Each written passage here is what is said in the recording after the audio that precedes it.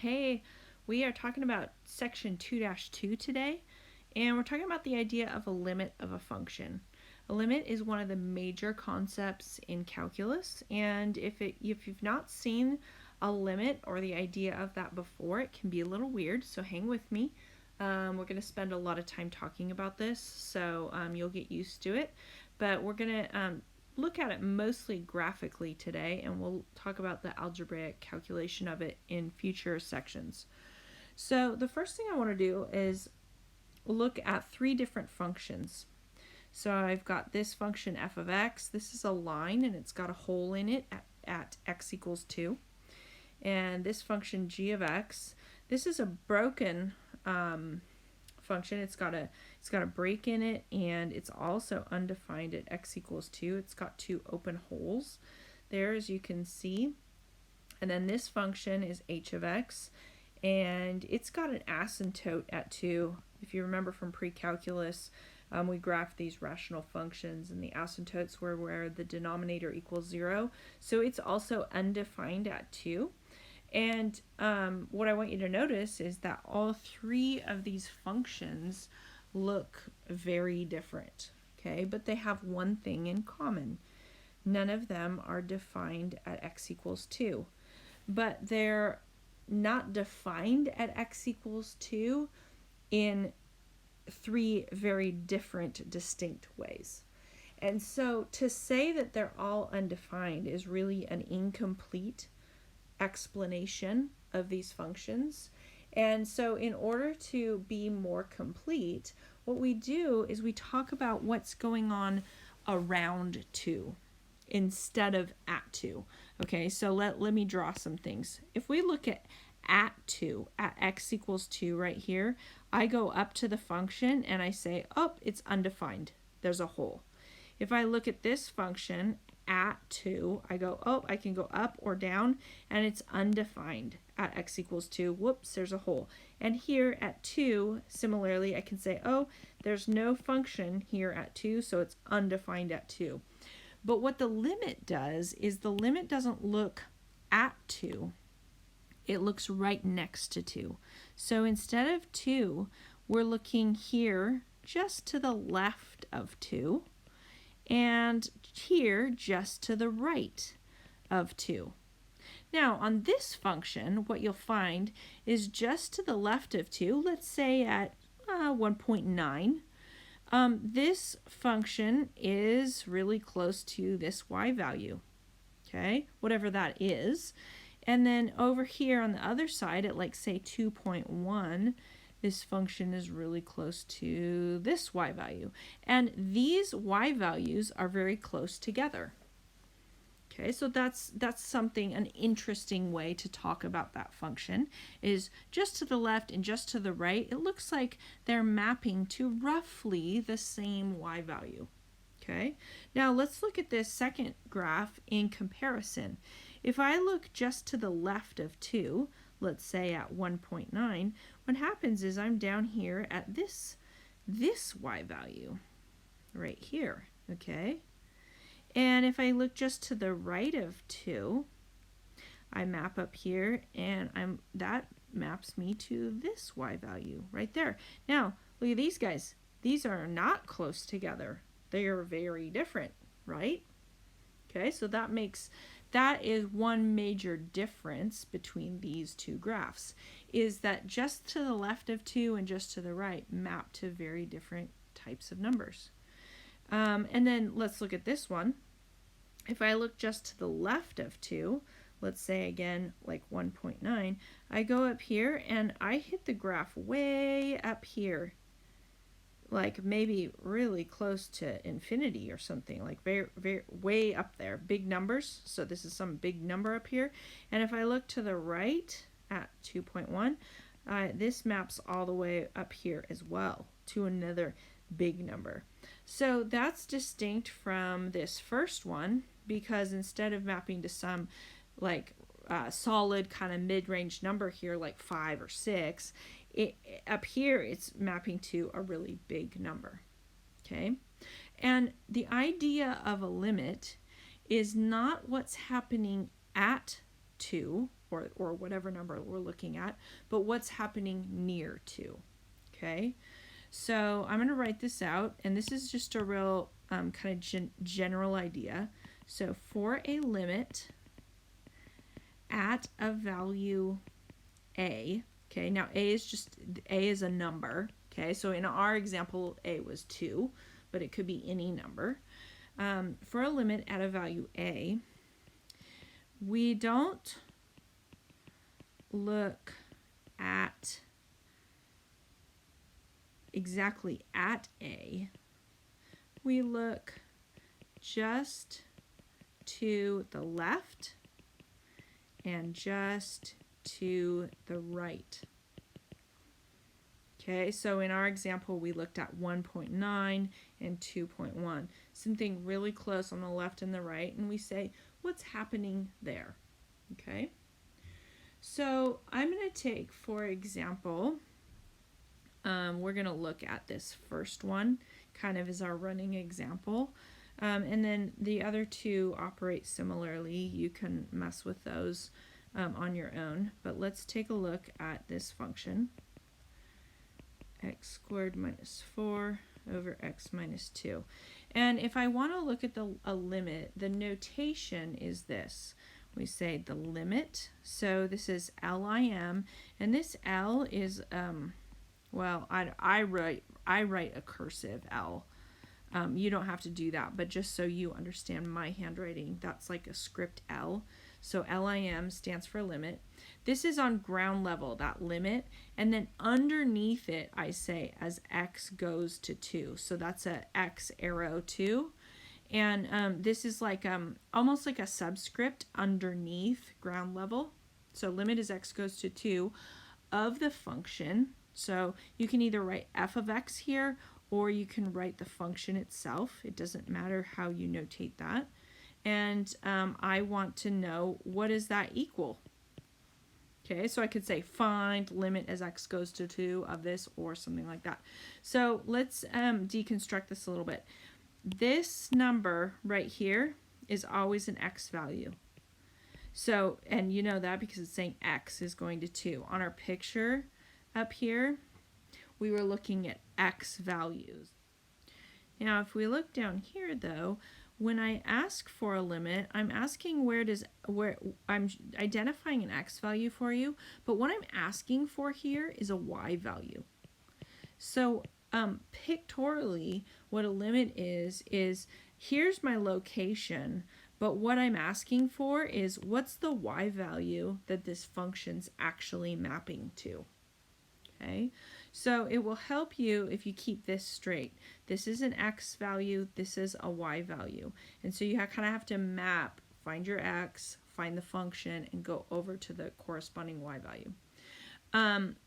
To start with, I'm going to show you how to kind of calculate this on a calculator, which honestly we're only going to do for this section.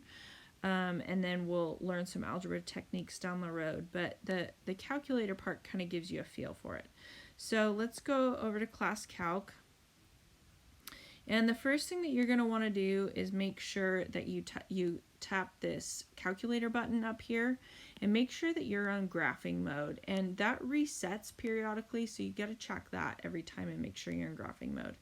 Okay, and then we're going to go down to the first line and you're going to type in your equation.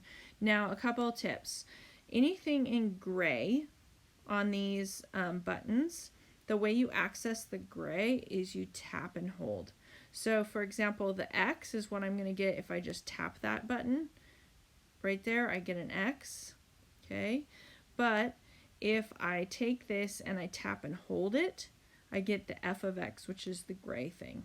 So we want to use function notation for this. So I'm going to put in f of x, and then I'm going to hit equals. And to create a fraction, fraction's just created by divided by. So I want the whole x squared minus 4. So I'm going to hit, here's my x, and then the squared button's right here, and then minus 4. Now, if I hit divided by now, what that does is it creates a fraction only under the 4. So if you want a fraction under the whole thing, you have to put all that you want as a fraction in parentheses. Okay?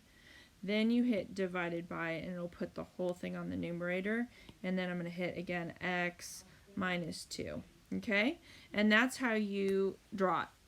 And then you find, you take your picture. This right here, that button centers you onto the picture if you can't see your picture. And you'll notice that it is exactly what I drew in the line before, in the notes before. It's a line, and there is actually a hole right here at x equals 2, but it doesn't show up on the picture. The holes aren't usually marked. Okay. And then what we want to do is, because we want to look at the limit at 2, I'm going to type in f of x right here, so tap and hold. And instead of x, what I want to do is use my arrow buttons to go back into the parentheses, delete the x, and I want to be able to type in values here. Now look at what happens when I type in 2.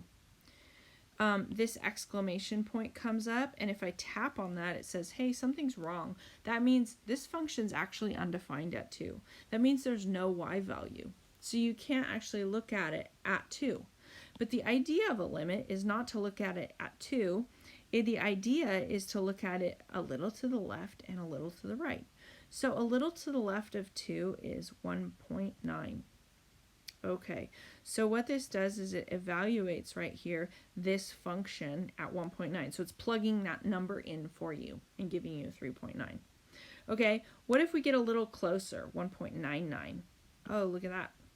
The number changes. What if I had another 9, another 9? See what's happening to my answer? I'm getting closer and closer to what number? It looks like it's pretty close to 4. Okay, so what that means, let's jump back here to our notes, is on this picture, let me clean this up a little bit. Okay, when I, we'll do orange here for our calculator. So I typed in 1.9 or even 1.999, and the closer I get to the pink line, okay, the closer and closer my y value gets here to 3.999 or 4. Okay, that's what my calculator is telling me. Now let's look at the other side. Let's take a look at 2.1. Okay, so let's go in here and look at 2.1. Okay, look at what I got. 4.1. Okay, let's get closer. So now 2.1 is kind of far away. Let's look at 2.00001. Ah, look at that. Okay, so it's even closer to 4. It's just past 4. So the idea is when I'm just to the right of the pink line, as close as I want to be, I'm up here at 4.001. So what is the limit? The limit is the number that's squeezed right between these two. Now, are we sure that it's 4 exactly? Well, no, but probably pretty close. Okay, now we'll get more exact as we do the algebra towards it, but the idea here is if you're rounding up or rounding down to the same number, that's the answer. So I would go down here to my notation, and I would say, hey, the limit as x goes to 2 of this function is 4. That would be my answer. So what you'll see on your homework is it'll have some function.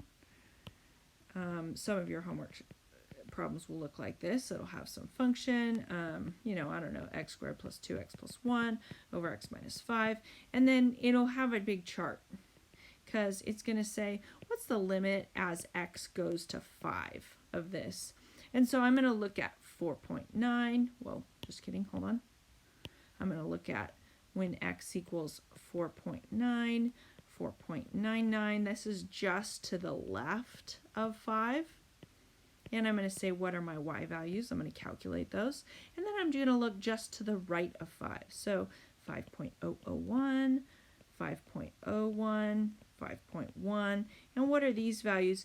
And then what do I think is parked right in between here? That is going to be the limit. That's the idea. Okay. So that's the first couple problems on your homework. Is, well, I don't know if they're in that order, but that's the idea. Okay. Now, how do I know what's going? Let's look at these other two pictures. What's going on here? Well, if I look at this picture right here, what's happening to the left is that I'm going to this value right here, whatever that is. And just to the right, I'm going to this value up here. So what's in the middle? There's a wide range in the middle. So how do we talk about that?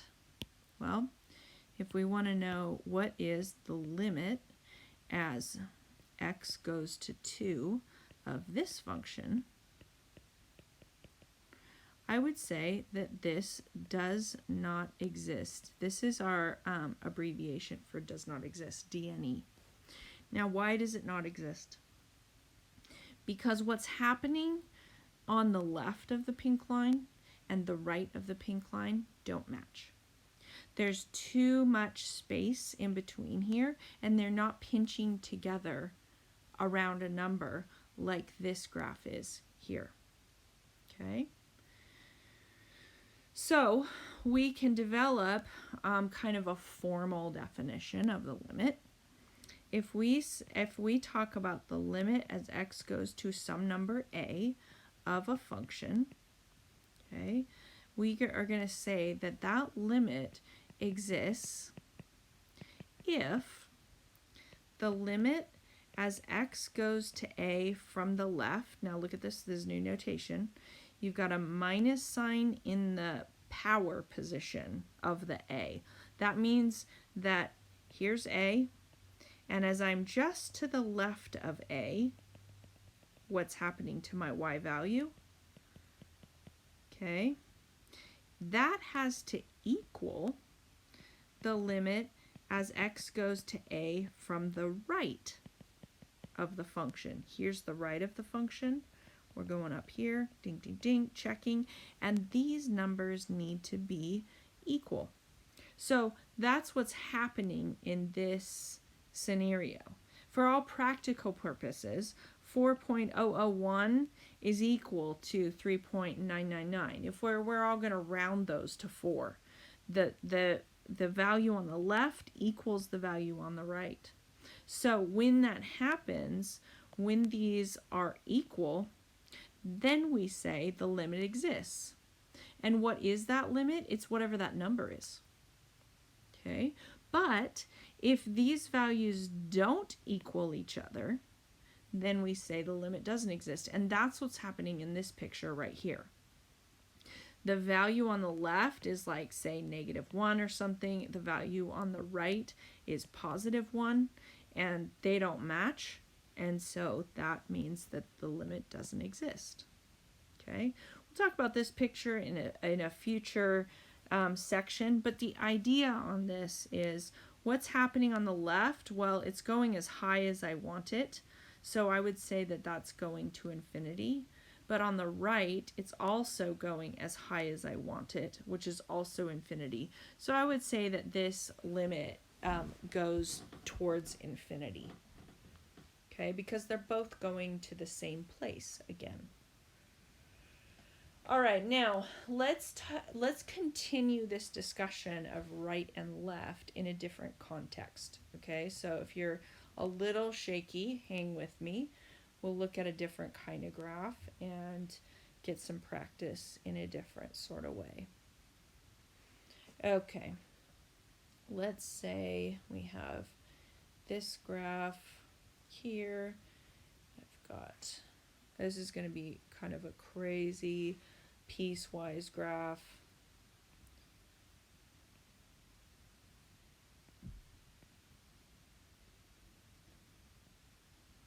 Okay.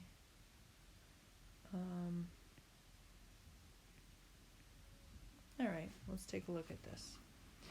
So this is our graph f of x, and I don't know what the equation of it is, but it doesn't matter. We'll just call it f.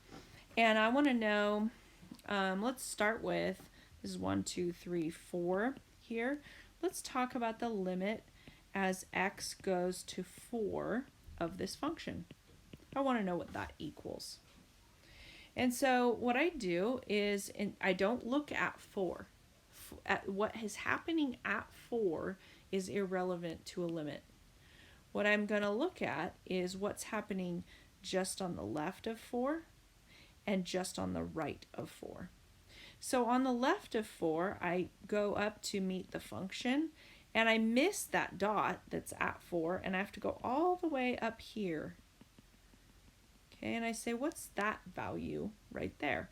Well, it's about 1, 2, 3, 4, 5. It's about 5-ish, okay? Maybe a little bit more, maybe a little bit less, but when I'm close to 5. Now, what happens, I'll do this in a different color. What happens when I'm to the right of 4? I go up here, and I actually hit the function here on this short side.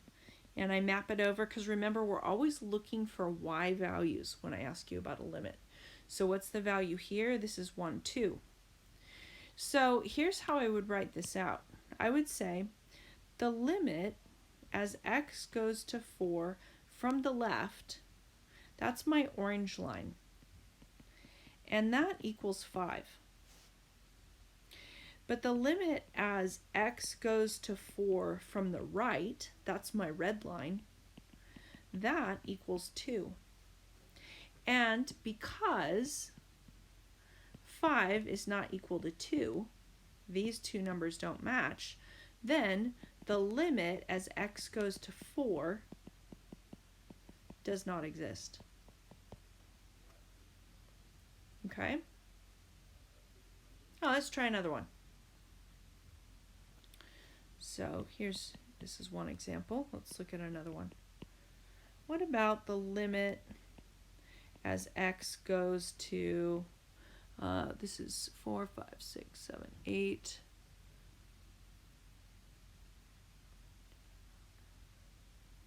This is 16 right here. No, let's not do 16.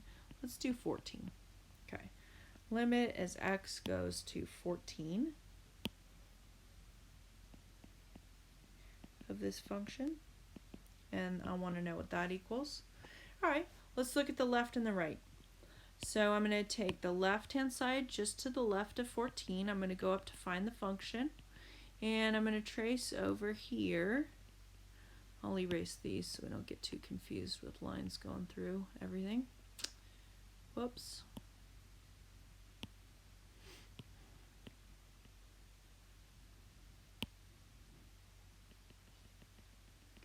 Okay, looks like that this value is tracing 1, 2, 3, very close to 4, okay, when I'm on the left.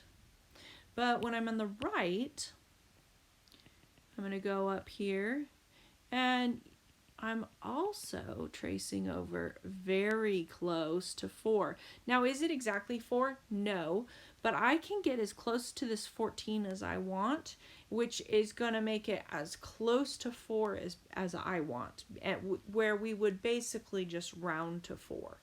So I realize that this is about 3.9, and this is maybe 4.001, but for all practical purposes, they are mapping roughly to the same place there that would round.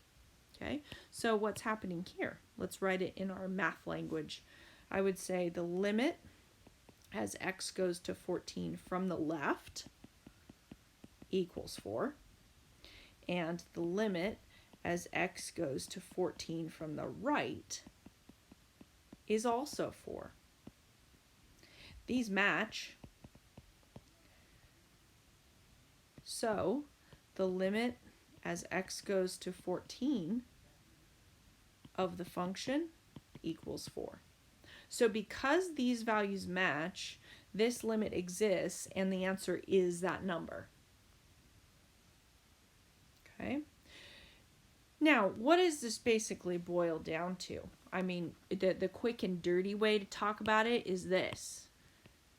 Breaks are bad for limits. Okay? So if there's a break, the limit's not going to exist. Holes are okay. Okay? So see this right here? That's just a hole in a continuous line. that's fine, and that limit's going to exist, and it's going to be some number. But when you get a break in your function, like here or here or here, these limits are not going to exist. Okay, but then this is the formal way of explaining it, because I looked at the left and I looked at the right, and they did or didn't match. Okay.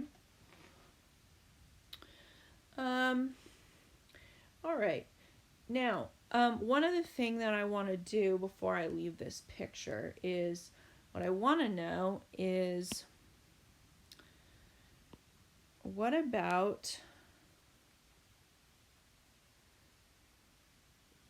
I ask you, what is, question here, example, what is f of 4?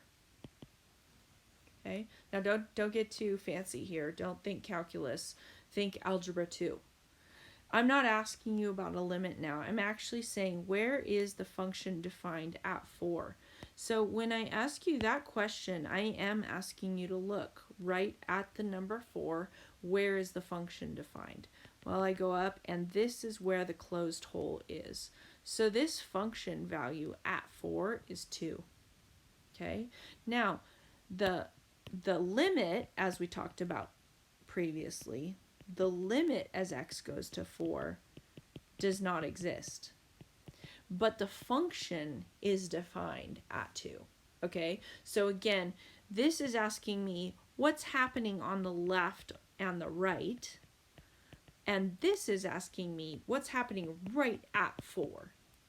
So don't get confused, forget the algebra 2 part of this, which is just where's the function defined? Where's the closed hole? Okay, but this is the calculus thing that's saying, look to the left and the right, do they match? Okay, so that is the basic idea of a limit. I think you should be able to do most things. If they give you a graph, you're going to look at it like we just did, and you're going to just look to the left and look to the right and see where they map on the y-axis. If they give you a function like this without a picture, you can sure graph that, and I would really encourage you to do that to get a visual of it. But what they're looking for there is plugging in some numbers. Plug in a number when I ask you for a limit as x goes to 5 of this function here. I'm going to plug in 4.9 and 5.1, and I'm going to see, am I getting close to roughly the same number here? And if so, then that's going to be your limit value, and if not, then the limit's not going to exist. So you'll have kind of a mix of both of those, okay? Now, before I let you go on this, I want to also talk one more thing about this infinity option, the third graph that we started with. If you have a rational function and it's got an asymptote at a value, like let's say this guy. Okay, well, this is kind of what we looked at the beginning. Okay, 2, 3, 4, 5. So if I ask you what's the limit as x goes to 5 of f of x,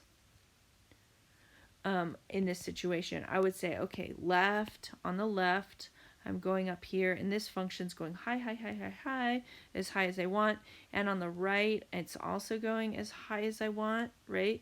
So these are both going up to infinity. I would say this limit equals infinity. Now, technically, it doesn't equal infinity, because infinity is not a number. So we say f goes towards infinity, or it's not bound, it's infinitely, it goes up infinitely large. That's a little bit of semantics for me. I just want you to understand the idea that both sides are going infinitely large, and if we can say it equals infinity, okay? But I think the precise language is f is unbounded at 5, okay? However, the idea of left and right still transfers to this scenario. And if you have a rational function that looks like this, so remember in pre-calc we had some of these guys, they had an asymptote like this, and one side was going up, excuse me, and one side was going down. So now look what's happening. On the left, this guy's getting infinitely large, but on the right, it's getting infinitely small. So what are the y values? Well, they're not matching. So the limit of this function does not exist. And I don't care about the semantics of equals infinity or goes towards infinity. What I care about is that you understand the idea that, hey, if both sides are going up, then that limit is existing, like it is something, it's going towards something. But if both sides go opposite directions, then there's no limit. Okay, the left-handed limit exists, the right-handed limit exists, but the overall limit doesn't. Okay, and I think there's two problems at the end like that. So try some of those, and then we'll do some more practice problems in class, and good luck.